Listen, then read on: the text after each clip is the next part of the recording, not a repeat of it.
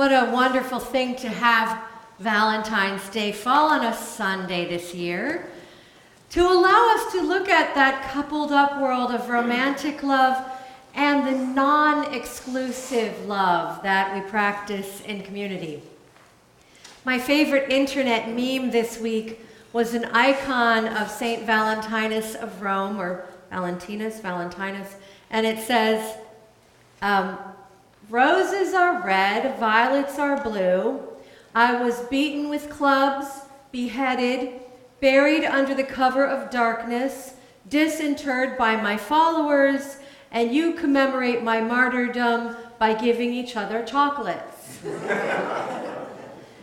Very little is known about the real Saint Valentine. Legends have a few different stories. One of them is that he performed secret marriages after marriage was outlawed for a time because young Roman men were avoiding the draft by getting married. But his lifetime, whatever the true story is, his lifetime in the 3rd century came obviously way before the tradition of romantic love that was pretty much invented about 900 years later in the medieval era.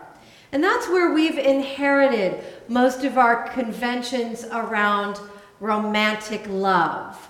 That word courtship actually comes from the fact that this sort of, dating and cooing and wooing and roses and, dropping your hankies and flirting and all that stuff.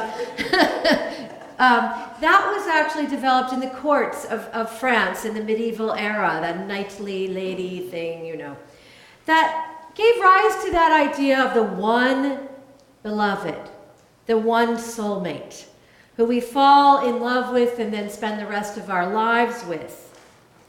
This ideal has shaped our society in deep and profound ways. Mated, coupled life is what most of us immediately think of. When we think love, we imagine that couple, the turtle doves, And coupled life is what most people in our society still think of as kind of a baseline when they imagine the concept of family. And also, perhaps even more unconsciously, when they think of adulthood.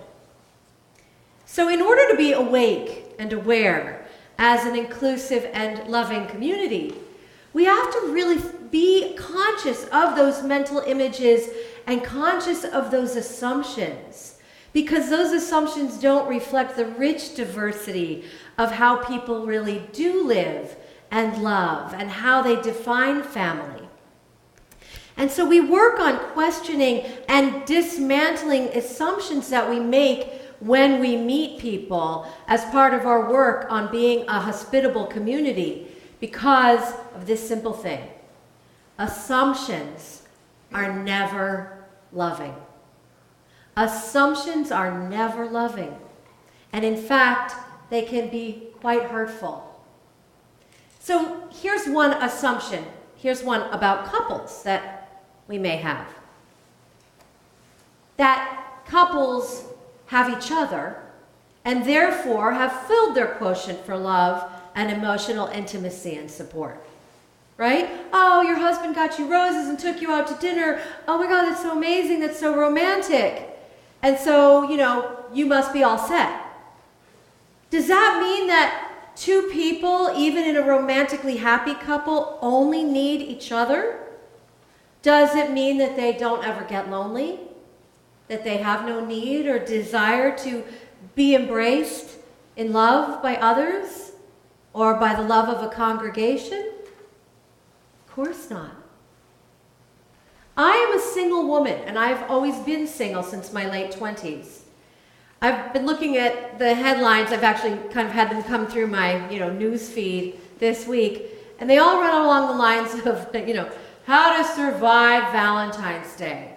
And my favorite one was, how to survive Valentine's Day after 50.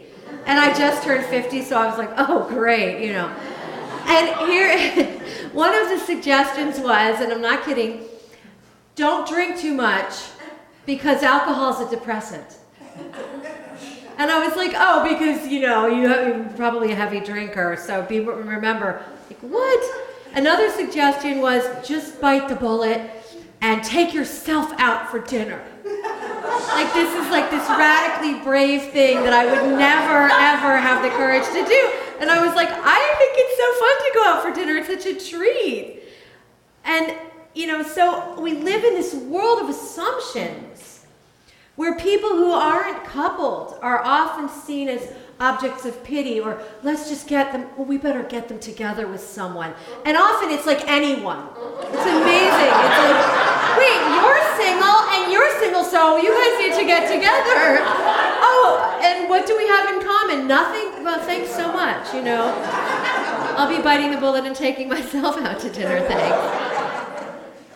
So people who are single are often seen as being in a liminal state, which means to be between identities, between one status, lonely, kind of desperate, single, unfulfilled, not mature adulthood, to the liminal state between that and coupled, married, adult, grown-up, stable. Absolutely a really erroneous assumption. Not only because to be coupled isn't necessarily the fulfillment of all our emotional needs, but because people who are not coupled may be loved in a variety of relationships, friends, family, children. We are all in a state of liminality. We are all in the cocoon of becoming. But I want to tell you another story that illustrates my point, more connected to Unitarian Universalist community, and that is that I was working one time on a project in a Unitarian Universalist organization, and someone volunteered me for a leadership position. We were at a meeting, and everybody was kind of looking around the table saying, who's going to take this on? And somebody said, oh, Vicky will, and I was really not ready or able at that time to do something of that magnitude, and this woman said, well, Vicky, the rest of us have families. And no one challenged her. And I resigned from the board because I was not seen and not honored. My actual life was not honored by that group of people. My responsibilities were invisible to them and inferior to them. And it was that hurtful that I actually had to make that decision.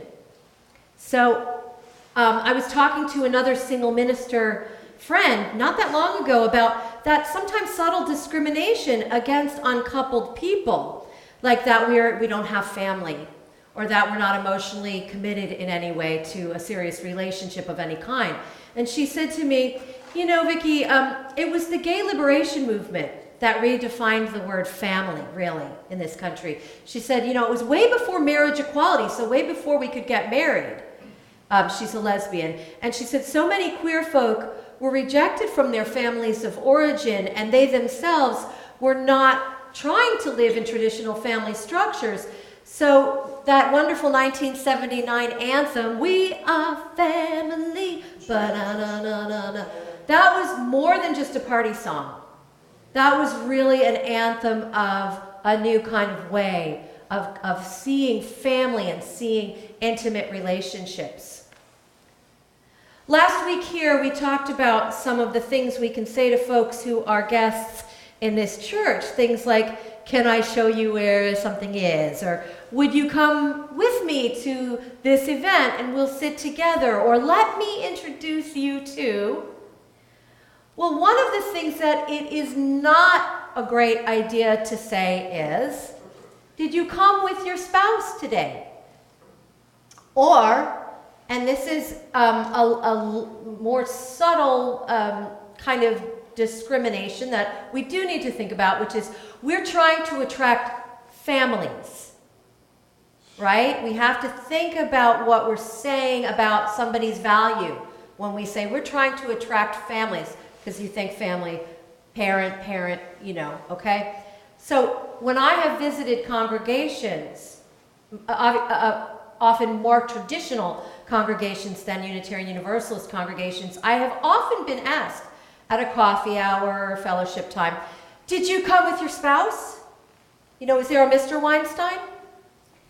To my ears, This is another way of saying, it's nice to meet you, but I'd feel more socially comfortable if I could identify you as someone's wife or mother.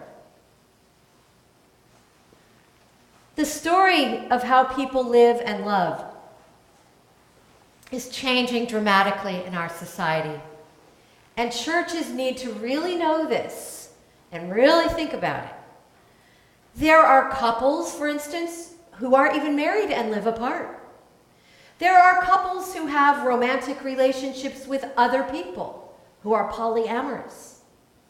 There are couples who have no children, couples who wish they could have children and haven't been able to, couples who do not get along and don't want to do everything together in church, couples who are terribly lonely, even together, and couples who have so much love and joy in their relationship that they want to bring that abundance to community and share it.